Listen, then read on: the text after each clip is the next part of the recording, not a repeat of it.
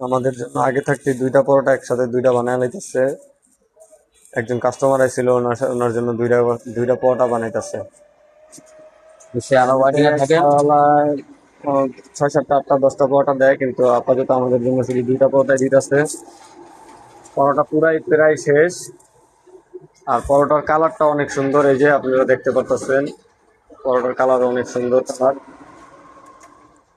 আর অনেক সফট পরোটা তো। এই যে আমাদের প্লেট, এই প্লেটে ওনারা খাবার দেয়। এই যে প্লেটে দিবে এখন। আগে একটা পেপার দিয়ে নিতেছে, যে তেলটা যে পেপারে জায়গা। এই যে আমাদের পরোটা, ঠিক আছে কি নাই?